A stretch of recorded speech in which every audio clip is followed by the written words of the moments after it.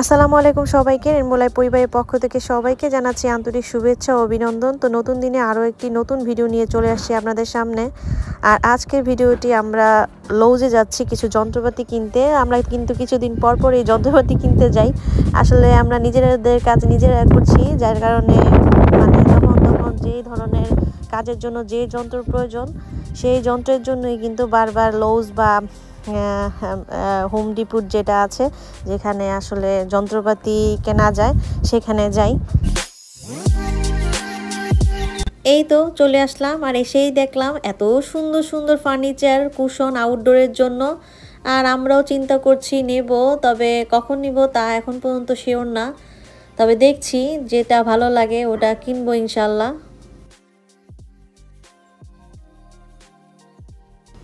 আর এই যে $16 দেখছেন কুশনগুলো, এগুলো বাংলাদেশের টাকায় 2000 টাকা করে পার পিস। তো অনেক দাম বাংলাদেশে, কিন্তু এগুলো একটু কম দামেই পাওয়া যায়, কিন্তু এখানে তো আর কম দামে পাওয়া সম্ভব না। যেটা ফিক্সড করা থাকে ওইটাই কিনতে হয়।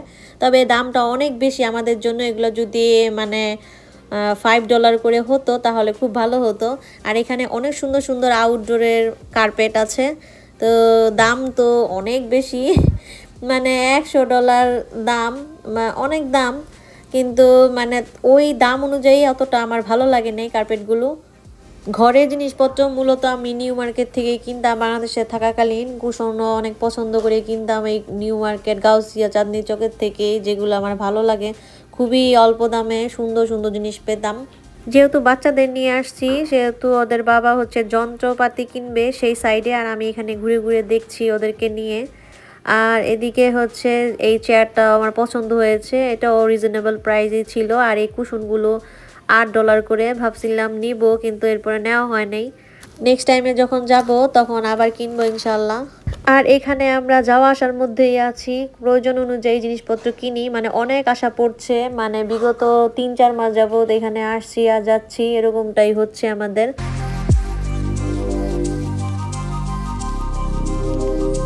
আর ঘুরে ঘুরে কিভাবে 4 বাচ্চা নিয়ে এত কিছু দেখছি, দেখবেন না? তাহলে দেখেন, এই হচ্ছে আমার 4 বাচ্চা। 4 বাচ্চাকে নিয়ে আমি এরকমভাবে ঘুরি আর ক্যামেরায় মানে ভিডিও করি। আর এখন চলে আসলাম দেখেন বাইরে। বাইরে হচ্ছে অনেক রকমের ফুল। তো ফুল দেখলে কার না ভালো লাগে, আমারও তো ভীষণ ভালো লাগে। আর এখন ফুল দেখে মনে হচ্ছে সব ফুল নিয়ে যাই, তবে আমরা কিছু ফুলের গাছ নেব।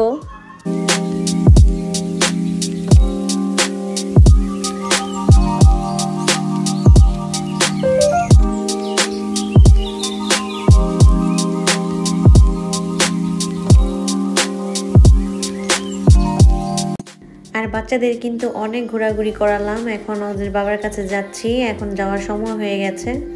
আর দেখতেই পাচ্ছেন চারিদিক যন্ত্রপাতি দিয়ে সাজানো এই সাইডটি।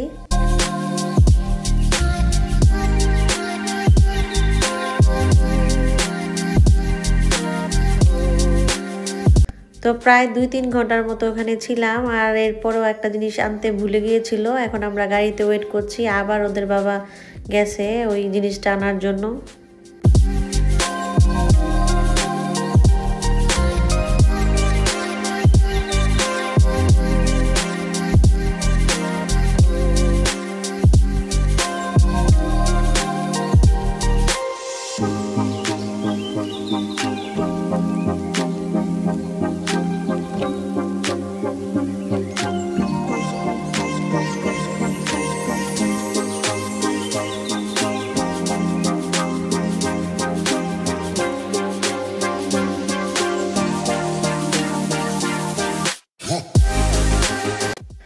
আর এদিকে বাইরে আসলেই তো তাদের খাওয়া দাওয়া চলবেই। আর এখানে পাপাইসের থেকে কিছু খাবার নিচ্ছে, চিকেন ফ্রাই, ফ্রেঞ্চ ফ্রাই, এগুলো।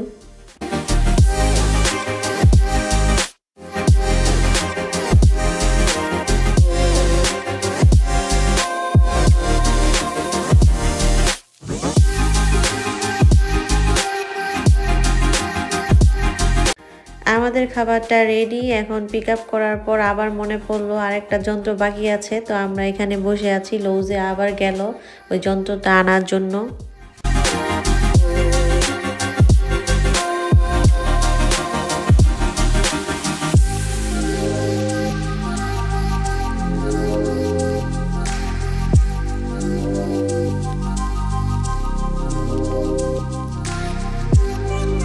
যেহেতু অনেকক্ষণ বাইরে ছিলাম সেই কারণে কিন্তু ইফতার বানাতে একটু ঝামেলাই হচ্ছিল, তাই বাসায় যে আমি ওদেরকে ঠিকঠাক করে রেখে এই তো এখানে মুরগির মাংসের কিমা দিয়ে বড়া করে নিচ্ছি।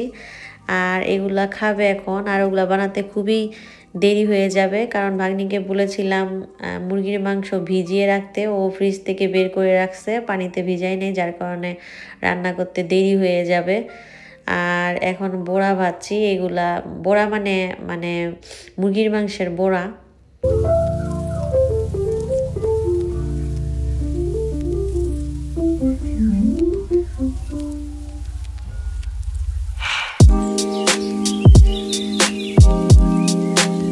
আর এই পোড়া ভাজতে ভাজতে কিন্তু আমি সব কাজগুলো আস্তে আস্তে করে নিয়েছি। আলু কেটে নিয়েছি, আলু ভাজি করব, ডাল রান্না হয়ে গেছে, এদিকে মিষ্টি কুমড়া ভাজিও হয়ে গেছে।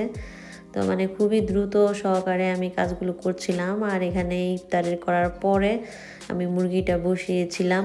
আর মুরগিটা বসেছিলাম মানে ডিম পাড়াতে বসেছিলাম না, মানে মুরগির রান্না, মানে কথায় আমরা কতই তো ভুল করি। মুরগিটা রান্না করতে আর কি বসিয়েছিলাম চুলাতে। এখন অনেকেই বলতে পারেন মুরগি বসে আছেন, তাহলে ডিম কই? তো যাই হোক, এখানে আলু ভাজি করলাম, এখানে ভাত খাওয়া দাওয়া অলরেডি শুরু হয়ে গেছে। আর এই যে দেখেন রাত এখন, আর এখন আমি মুরগির মাংস কষিয়ে যাচ্ছি। তো কি আর করার। আর এই দেখেন চুমন্ত মুরগির মাংস প্রায় হয়ে গেছে। সবসময় খাবার থাকে তখন কারো ক্ষুধা লাগে না, যেদিন খাবার না থাকে ওদিনই সবার ক্ষুধা লাগে, এটাই নিয়ম। তো আজকে এই খাবার দেখিয়ে এখানেই বিদায় নিচ্ছি। আল্লাহ হাফেজ।